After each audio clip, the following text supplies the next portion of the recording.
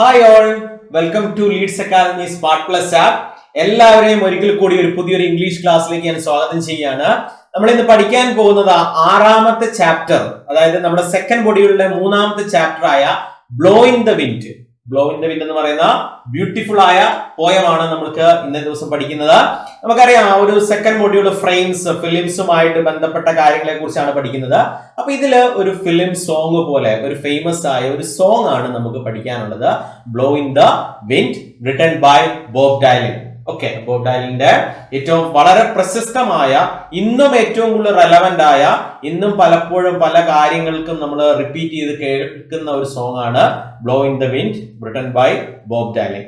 Okay, അപ്പൊ നമുക്ക് സോങ്ങിലേക്ക്, അതിന്റെ ഇൻട്രൊഡക്ഷൻ പാർട്ടിലേക്ക് വരുന്നതിന് മുമ്പ് നമുക്ക് പോയറ്റിനെ ഒന്ന് അറിയണ്ടേ, റൈറ്ററിനെ നമുക്കൊന്ന് അറിയണം. അപ്പൊ ബോബ് ഡൈലിൻ ഫേമസ് സിംഗർ ആണ്, അതുപോലെ തന്നെ സോങ് റൈറ്റർ ആണ്. അപ്പോ Bob Dylan is an American singer, song writer, artist and writer. അപ്പൊ ഈസ് ആൻ അമേരിക്കൻ സിംഗർ, അതുപോലെ തന്നെ സോങ് റൈറ്റർ ആണ്, ആർട്ടിസ്റ്റ് ആണ്, റൈറ്റർ ആണ്. ആൻഡ് അദ്ദേഹത്തിന്റെ ഫേമസ് ആയ രണ്ട് പോയംസ് ആണ് blow in the wind and the times they are changing, became the anthems of for American civil right and anti-war movement. അപ്പൊ ഇദ്ദേഹത്തിന്റെ ഈ ഫേമസ് ആയ രണ്ട് പോയങ്ങളും സിവിൽ റൈറ്റ് മൂവ്മെന്റിന് വേണ്ടിയും ആന്റി വാർ മൂവ്മെന്റിന് വേണ്ടിയിട്ടും ആന്തം ആയിട്ട്, അതിന്റെ ഒരു ആന്തം സോങ് ആയിട്ട് ഉപയോഗിച്ചിട്ടുണ്ട്. ബ്ലോ ഇൻ ദ വിൻഡും അതുപോലെ തന്നെ the times they are changing. And he won Nobel prize in literature for his contribution to music in 2016. അപ്പൊ അദ്ദേഹം മ്യൂസിക്കിന് കൊടുത്ത കോൺട്രിബ്യൂഷന് അദ്ദേഹത്തിന് നോബൽ പ്രൈസ് കൊടുത്ത് ആദരിച്ചിട്ടുണ്ട്. അപ്പൊ ദിസ് ഈസ് അബൌട്ട് ബോബ് ഡൈലിൻ. അപ്പൊ ഇതിൽ നിങ്ങൾ രണ്ട് പോയിന്റ് പഠിക്കുക. ഓക്കെ, നമുക്ക് അപ്രിസിയേഷൻ സ്റ്റാർട്ട് ചെയ്യുന്നത് നമുക്ക് എങ്ങനെ അറിയാം? Blow in the wind, the poem written by Bob Dylan. He is an American singer, song writer, artist and writer. ഇതിൽ ആ സെക്കൻഡ് പോയിന്റ് നിങ്ങൾ പഠിക്കണം എന്നില്ല, അത് കുറച്ച് ലോങ് ആണ്, പഠിക്കാൻ നിങ്ങൾക്ക് ബുദ്ധിമുട്ടാണ്, അതുകൊണ്ട് അത് ഒഴിവാക്കിയോളൂ, പഠിക്കണ്ട. അപ്പൊ ഏറ്റവും ലാസ്റ്റത്തെ point, he won Nobel Prize in 2016. Okay, ഇത്രയും പോയിന്റ്, ഈ രണ്ട് പോയിന്റ് പഠിച്ചു കഴിഞ്ഞാൽ പോയിന്റിനെ കുറിച്ചായി. So Bob Dylan is an American singer, song writer, artist writer. He won Nobel Prize for literature in 2016. Okay, now we can discuss about the theme of the poem. The theme of the poem is, it is a protest against the act of violence towards human rights. എന്താ protest എന്ന് പറഞ്ഞു കഴിഞ്ഞാൽ പ്രതിഷേധമാണ്. അതായത് it is A violence against human rights. നമുക്കറിയാം, നമുക്ക് എല്ലാവർക്കും rights ഉണ്ട്, കുറെ അധികം അവകാശങ്ങളുണ്ട്. ഈ അവകാശ ലംഘനങ്ങൾക്കെതിരായിട്ട് ലോകത്ത് പല അവകാശ ലംഘനങ്ങളും നടക്കുന്നുണ്ട്. എല്ലാവർക്കും ഈക്വൽ റൈറ്റ്സ് ഉണ്ട്. അപ്പൊ ഇത് വയലേറ്റ് ചെയ്യപ്പെടുന്നുണ്ട് പലപ്പോഴും. അപ്പൊ ഇതിനെതിരായിട്ട് ഇദ്ദേഹം രചിച്ച ഒരു പ്രതിഷേധ ഗാനമാണ് ശരിക്കും പറഞ്ഞാൽ ബ്ലോ ഇൻ ദ വിൻഡ്. അതുപോലെ തന്നെ it is discussing about world peace, freedom and war. അപ്പൊ what is the theme of the poem? Protest against the act of violence towards human rights, world peace, freedom and war. ഈ മൂന്ന് concept ആണ് പോയിട്ട് ഇതിൽ ഏറ്റവും കൂടുതൽ focus ചെയ്ത് എഴുതിയിട്ടുള്ളത്. World peace, freedom and war. Okay, അപ്പൊ it is a protest song. And what is the type of the poem? The type of the poem is lyric poetry. It is a lyric poetry. And a lyric poetry എന്ന് പറഞ്ഞാൽ personal emotions and ഫീലിംഗ്സിനെ express ചെയ്യുന്ന പോയത്തിനെയാണ് lyric poetry എന്ന് പറഞ്ഞാൽ. അതിന്റെ explanation നിങ്ങൾ പഠിക്കേണ്ട. Type of the poem is lyric poetry. And second one is the protest song. ഞാൻ already പറഞ്ഞു, ഇതൊരു പ്രതിഷേധ ഗാനമാണ്. കാരണം ലോകത്തിൽ നടക്കുന്ന ഹ്യൂമൻ റൈറ്റ് വയലേഷനെതിരായിട്ട്, ഓക്കെ, മനുഷ്യാവകാശങ്ങൾക്കെതിരായിട്ട് നടക്കുന്ന ലംഘനങ്ങൾക്കെതിരായിട്ട് അദ്ദേഹം രചിച്ച ഒരു കവിത അല്ലെങ്കിൽ ഒരു ഗാനമാണ് blow in the wind. So it is a protest song. Okay, lyric poetry and protest song, it is the type of the poem. And what is the poem tells about? Violation of human rights during Vietnam വാർ. അതായത് Vietnam വാർ നടക്കുന്ന അവസരത്തിൽ അവിടെ നടന്ന human right വയലേഷനെതിരായിട്ട് പ്രതികരിച്ചുകൊണ്ട്, അതായത് ലോകത്ത് മുഴുവൻ human right violation നടക്കുന്നുണ്ട്. അപ്പൊ അദ്ദേഹം ഇതിൽ മെയിൻലി ഫോക്കസ് ചെയ്യുന്ന വിയറ്റ്നാം വാറിൽ നടന്ന ഹ്യൂമൻ റൈറ്റ്സിനെ അതിനെ ഒരിക്കൽ കൂടി മനുഷ്യന്റെ മനസ്സിലേക്ക് എത്തിക്കാൻ വേണ്ടിയിട്ട് അദ്ദേഹം എഴുതിയതാണ് ഈ പോയം. അതുപോലെ തന്നെ Dylan views that government focus on war and ignores the violation of human rights. അപ്പൊ അദ്ദേഹം ഒരിക്കൽ കൂടി ഒന്ന് ക്രിട്ടിസൈസ് ചെയ്ത് പറയാണ്, ഗവൺമെന്റുകൾ, ഏത് രാജ്യത്തെ ഗവൺമെന്റുകളായാലും അവർ ഫോക്കസ് ചെയ്യുന്ന യുദ്ധങ്ങളിലാണ്. and they are forgetting and they are ignoring about the violation of human rights. Human rights violate ചെയ്യപ്പെടുന്നുണ്ട് എന്നുള്ളതിനെ കുറിച്ച് അവർ മറന്നു പോവുകയാണ്. So this is the concept Bob Dylan is focusing in this poem. Okay, violation of human rights during Vietnam War, and the governments are focused on war and ignores the violation of human rights. And the poem presents, എങ്ങനെയാണ് poem അവതരിപ്പിച്ചിട്ടുള്ളത്? The poem raises rhetorical questions about war, peace and freedom. എന്താണ് rhetorical questions എന്ന് പറഞ്ഞാൽ? Rhetorical questions എന്ന് പറഞ്ഞാൽ thought provoking questions ആണ്. അതായത് നമ്മളെ ചിന്തിക്കാൻ പ്രേരിപ്പിക്കുന്ന രീതിയിലുള്ള ക്വസ്റ്റ്യൻസ്. ഈ പോയത്തിലേക്ക് നിങ്ങൾ നോക്കിയറിയാം, ഈ പോയം കമ്പോസ് ചെയ്തിരിക്കുന്ന മുഴുവനായിട്ടും കുറേയധികം ക്വസ്റ്റ്യൻസ് ആയിട്ടാണ്. എന്നിട്ട് അതിന്റെ ഒരു ആൻസറും ഉണ്ട്. ഈ ആൻസറും പോയറ്റ് തന്നെ അവതരിപ്പിച്ചിട്ടുണ്ട്. That is blowing the wind. Okay, so the poem raises rhetorical questions about war, peace and freedom. Okay, this is the introduction part and this is the first paragraph of the appreciation. First poet, theme, type, poem tells about and how the poem presents. ഇത്രയും കാര്യങ്ങൾ എഴുതി കഴിഞ്ഞ് കഴിഞ്ഞാൽ first paragraph of appreciation റെഡിയാണ്. അപ്പൊ കാര്യങ്ങൾ നിങ്ങൾക്ക് മനസ്സിലായോ എങ്ങനെയാണ് ഒരു appreciation of blow in the wind എഴുതാന്നുള്ളത്? ഇപ്പൊ ബോബ് ഡൈലിനെ കുറിച്ച് 2 sentence, theme of the poem, type of the poem, poem tells about and poem how the poem presents. Okay, അപ്പൊ നിങ്ങൾക്ക് എല്ലാവർക്കും ഇതൊരു മനസ്സിലായി എന്ന് വിചാരിക്കുന്നു. നമുക്ക് ഇനി ഡയറക്റ്റ് പോയത്തിലേക്ക് പോവാം. This is Bob Dylan. ഇപ്പൊ പോയത്തിന്റെ ഫസ്റ്റ് ആൻസർ. ഈ പോയം എന്ന് പറഞ്ഞാൽ വളരെ ഇമ്പോർട്ടന്റ് ആയ ഒരു പോയമാണ്. നമുക്കറിയാം എക്സാമുകളിൽ എപ്പോഴും മിക്കവാറും ചോദിക്കുന്ന ഒരു പോയമാണിത്. അതുപോലെ തന്നെ എപ്പോഴും ഇന്നും റെലവന്റ് ആയ ഒരു പോയമാണ്. ഇന്നും നമ്മുടെ രാജ്യത്ത് ലോകത്ത് പല അനീതികളും ഈ മനുഷ്യാവകാശ ലംഘനങ്ങളും ഒക്കെ നടക്കുന്നുണ്ട്. അപ്പൊ അതുകൊണ്ട് തന്നെ ഈ പോയം ഇന്നും റെലവന്റ് ആണ്. വളരെ ബ്യൂട്ടിഫുൾ ആയ പോയമാണ്. ഇതിന്റെ സോങ് അവൈലബിൾ ആണ്, നിങ്ങളൊന്ന് കേട്ടു നോക്കണം. വളരെ ബ്യൂട്ടിഫുൾ ആയ പോയമാണ്. അപ്പൊ ഇതാണ് ഫസ്റ്റ് സ്റ്റാൻസ.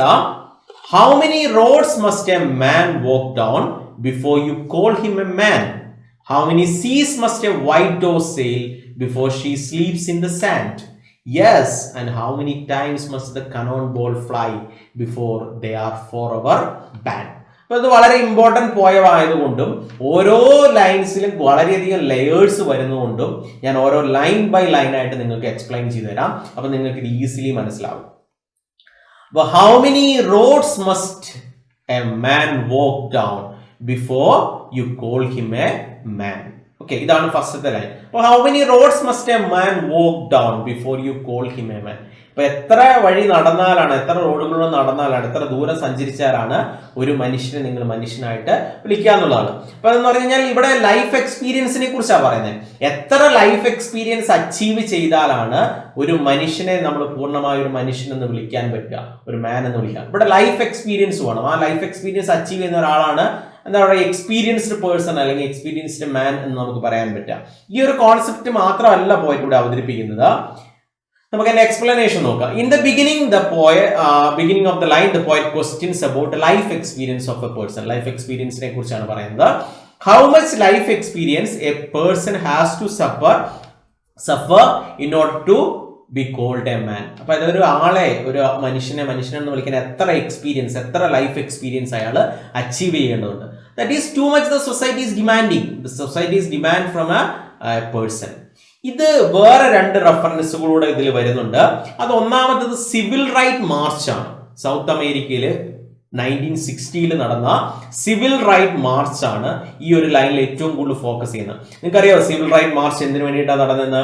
ഒരു കാലഘട്ടത്തിൽ അമേരിക്കയിൽ ബ്ലാക്ക് പീപ്പിളിന് ഫ്രീഡം ഇല്ലായിരുന്നു. അവരെ സ്ലേവ്സ് ആയിട്ടായിരുന്നു കരുതിക്കൊണ്ടിരുന്നത്. അപ്പൊ അവരുടെ ഫ്രീഡത്തിന് വേണ്ടി നടന്ന ഒരു മൂവ്മെന്റ് ആയിരുന്നു ഈ സിവിൽ റൈറ്റ് മാർച്ച്.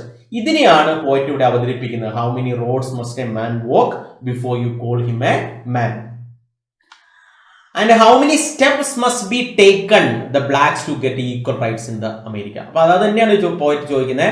എത്ര സ്റ്റെപ്സുകൾ നടന്നാലാണ്, എത്ര ശ്രമങ്ങൾ നടത്തിയാലാണ് ബ്ലാക്ക് അമേരിക്കൻസിന് ഈക്വൽ റൈറ്റ്സ് അല്ലെങ്കിൽ ഈക്വൽ ഫ്രീഡം അമേരിക്കയിൽ കിട്ടുക? അതാണ് how many roads must a man walk before you call him a man. അതായത് പെർഫെക്റ്റ് മാൻ എന്ന് പറയുന്നത് എപ്പോഴാണ്? ഈക്വൽ ഫ്രീഡം അല്ലെങ്കിൽ ഫ്രീഡം കിട്ടുന്ന സമയത്താണ്. And road as a metaphor for life. Experience. ഇവിടെ റോഡ് എന്ന് പറയുന്നത് മെറ്റഫർ ഫോർ ലൈഫാണ്. ലൈഫിനെ മെറ്റഫറൈസ് ചെയ്തിട്ടാണ് പറയുന്നത്. It also denotes coming ages or hope. പ്രതീക്ഷയോടെ പ്രതികരിക്കുക. അതായത് ഭാവിയിൽ ഒരു ദിവസം ഇത് സംഭവിക്കുമെന്ന് പോയിട്ട് ഉറപ്പ് പറഞ്ഞു വെക്കുകയാണ്. കാരണം എല്ലാ കാലഘട്ടത്തിലും ഈ ബ്ലാക്ക് അമേരിക്കൻസിനെ നിങ്ങൾക്ക് അടിച്ചമർത്തി വെക്കാൻ പറ്റില്ല. അതൊരിക്കലും അവർ സ്വാതന്ത്ര്യം നേടുക തന്നെ ചെയ്യും. മാൻ is a symbol of freedom. അതുപോലെ തന്നെ man is the symbol of freedom here. അപ്പൊ നിങ്ങൾ ഇതിൽ ഓർക്കേണ്ട 3 പോയിന്റുകളാണ് ഏറ്റവും ഇമ്പോർട്ടന്റ് ആയിട്ട്.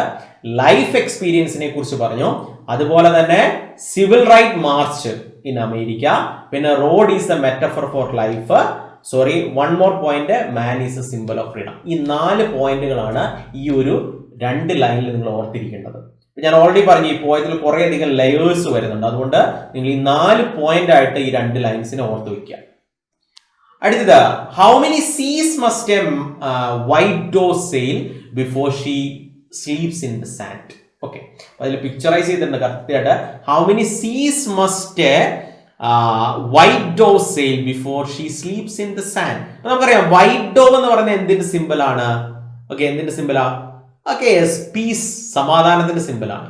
അപ്പൊ എത്ര ഇതിലൂടെ പറന്നാലാണ് അതിനൊരു ലാൻഡിൽ സാൻഡ്, അതായത് എത്ര സീകളുടെ മുകളിൽ പറന്നാലാണ് അതിലൊരു സാൻഡിൽ റെസ്റ്റ് ചെയ്യാനായിട്ട് പറ്റുക. കാരണം ഇവിടെ പറയാണ് ലോകം മുഴുവൻ അശാന്തി നിലനിൽക്കുകയാണ്. അതുകൊണ്ട് തന്നെ ശാന്തിയുള്ള ഒരു രാജ്യത്തോ ഒരു പ്രദേശത്തോ ഇതിന് ഇറങ്ങാനായിട്ട് സാധിക്കുന്നില്ല.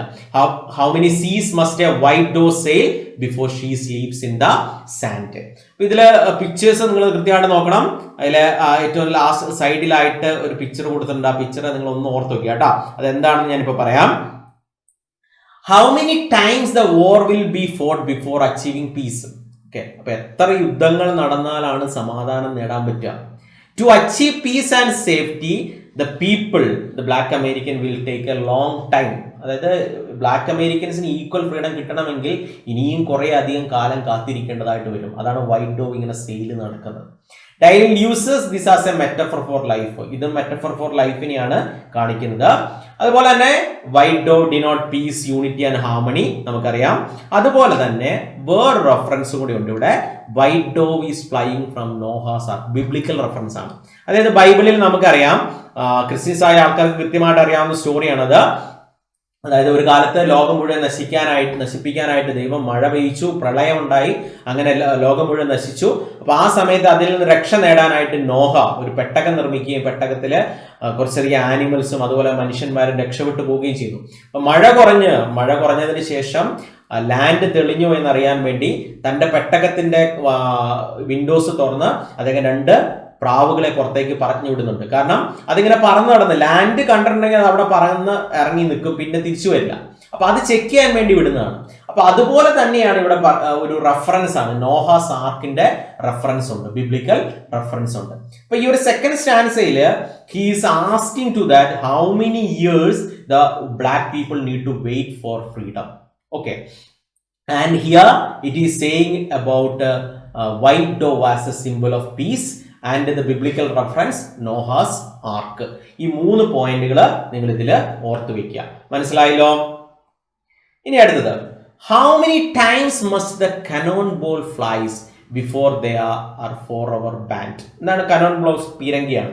അപ്പൊ ഈ how many times must a cannon ball fly, എത്ര കാലം നിങ്ങൾ നടക്കുക. അതായത് വെപ്പൺസ് ആർ യൂസിങ്. നമുക്കറിയാം ഈ ലോകത്തിൽ ഏത് ലോകരാഷ്ട്രങ്ങളാണെങ്കിലും ഏറ്റവും കൂടുതൽ പൈസ സ്പെൻഡ് ചെയ്യുന്നത് ദാരിദ്ര്യ നിർമ്മാർജ്ജനം ചെയ്യാനോ അങ്ങനെയുള്ള കാര്യങ്ങൾക്കല്ല, വെപ്പൺസ് വാങ്ങിക്കൂട്ടാനാണ്.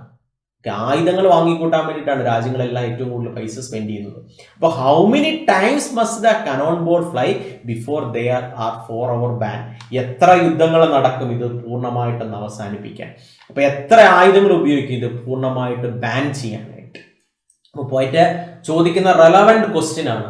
നമ്മളെല്ലാം പറയുന്നത് യുദ്ധങ്ങൾ നടക്കുന്നത് സമാധാനം ഉണ്ടാക്കാൻ വേണ്ടിയിട്ടാണ് പറയാം. പക്ഷെ സമാധാനം ഉണ്ടാക്കാൻ വേണ്ടി യുദ്ധങ്ങൾ നടത്തി എങ്ങനെയെങ്കിലും സമാധാനം ഉണ്ടാവോ? ഒരിക്കലും സമാധാനം ഉണ്ടാവില്ല. നമ്മളിത് പറയുന്ന സമയത്ത് പോലും ലോകത്ത് പലയിടത്തും യുദ്ധങ്ങൾ നടന്നുകൊണ്ടിരിക്കുകയാണ്. ഇസ്രായേലും പാലസ്തീനും റഷ്യയും ഉക്രൈനും ഒക്കെ വാറുകൾ ഇങ്ങനെ നടന്നുകൊണ്ടേയിരിക്കുകയാണ്. അപ്പൊ ആ രാജ്യങ്ങളൊക്കെ പറയുന്നത് അവർ സമാധാനം ഉണ്ടാക്കാൻ വേണ്ടിയാണ് യുദ്ധം നടത്തുന്നതാണ്. So is it A correct answer?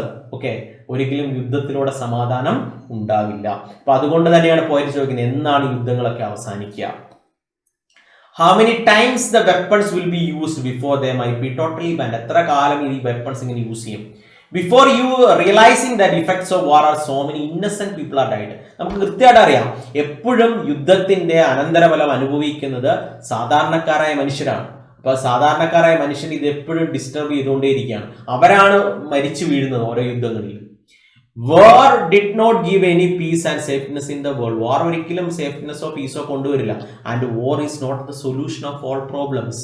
Here refers the war between North America and South America. North അമേരിക്കയും സൗത്ത് അമേരിക്കയും തമ്മിലുള്ള യുദ്ധം, അതായത് ബ്ലാക്ക് ആൻഡ് വൈറ്റ്, വൈറ്റിന്റെ ഡോമിനേഷൻ നിർത്തി ബ്ലാക്കിന് ഫ്രീഡം കിട്ടാനുള്ള ശ്രമം. Canon the toll of war. Okay, ഇത്രയും കാര്യങ്ങളാണ് ഇദ്ദേഹം ഇതിൽ കൃത്യമായിട്ട് പറഞ്ഞു വെച്ചിരിക്കുന്നത്. ഓക്കെ, അപ്പൊ മനസ്സിലായോ? How many times the weapon will be used before the might be totally band.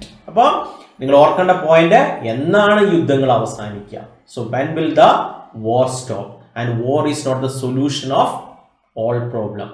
War is here reference the war between North America and South America. Cannon is the represents the toll of war. Okay.